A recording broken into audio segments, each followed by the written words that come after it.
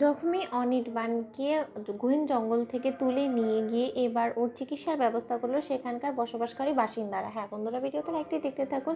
যে মুহূর্তে কিনা রাইকে সেখানকার বসবাসকারী বাসিন্দারা বলতে থাকে যে বোন তুমি একদম ঘাবড়াবে না, তোমার স্বামীকে যে কোনো মূল্যে আমরা অবশ্যই খুঁজে দেবো যদি সে বেঁচে থেকে থাকে। ঠিক সেই সময় রাই বলতে থাকে যে বেঁচে থাকবে না কেন বলুন তো?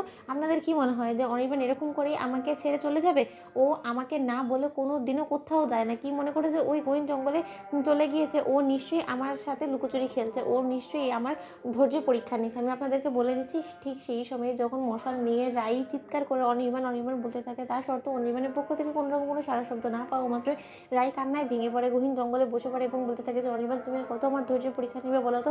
তুমি আমার কথা নাই ভাবো, কিন্তু তোমার বাবা মার কথা তো একবার ভাববে। তোমার বাবা মার কাছে আমি কি মুখ নিয়ে দাঁড়াবো বলো তো? তারা যখন জানতে পারে যে তাদের ছেলে নিখোঁজ, তখন তারা তো আমাকেই দোষারোপ করবে। আর তুমি নিশ্চয়ই চাও না যে শুধু শুধু আমাকে কেউ দোষারোপ করুক, আমার কাঁধে এসে সকল মিথ্যে অপবাদ চেপে বসুক। তাহলে তুমি প্লিজ এই মিথ্যে অপবাদগুলো আমার কপালের থেকে মুছে দেওয়ার জন্য হলে তুমি প্লিজ ফিরে আসো অনির্বাণ, প্লিজ তুমি ফিরে আসো। অন্যদিকে গহীন জঙ্গলে এরকম চেহারা থেতলে যাওয়া একটা জখমি লাশ দেখা মাত্রই সেখানকার বসবাসকারী বাসিন্দারা এসে বলতে থাকে যে আহারে, না জানি কোন হিংস্র প্রাণী এসে হামলা করেছিল বেচারাটার উপরে। দেখে তো মনে হচ্ছে যে যথেষ্ট পরিমাণে ভালো ভদ্র ঘরেরই ছেলে, কিন্তু তা সত্ত্বেও কি মনে করে যে এই গহীন জঙ্গলে ঢুকে পড়ে নিজের বিপদটা নিজে ডেকে আনলো কে জানে।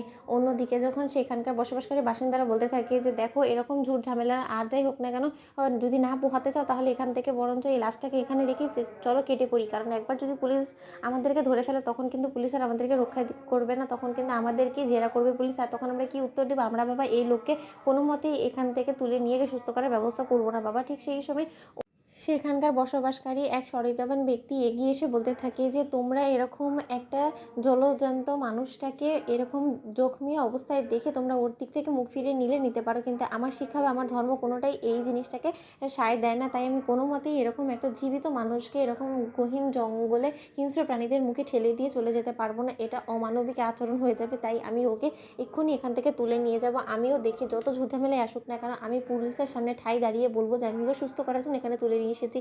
তাতে আর যাই হোক না কেন পুলিশ কোনো মতেই আমাকে দায়ী করবে না। অন্যদিকে কথা বলা মাত্র রাই সেখানে পৌঁছানোর আগেই যখন সেখানকার বসবাসকারী বাসিন্দারা অনির্বাণকে সেখান থেকে তুলে নিয়ে যায়, অন্যদিকে রাই সেখানে পৌঁছানো মাত্রই অনির্বাণের ফোন পড়ে থাকা অবস্থায় দেখে অনির্বাণকে রাই আন্দাজ করতে পারে এবং রাই বলতে থাকে যে এই তো আমার স্বামীর ফোন এখানে পড়ে আছে, তাহলে নিশ্চয়ই অনির্বাণও এখানেই কোথাও না কোথাও আছে।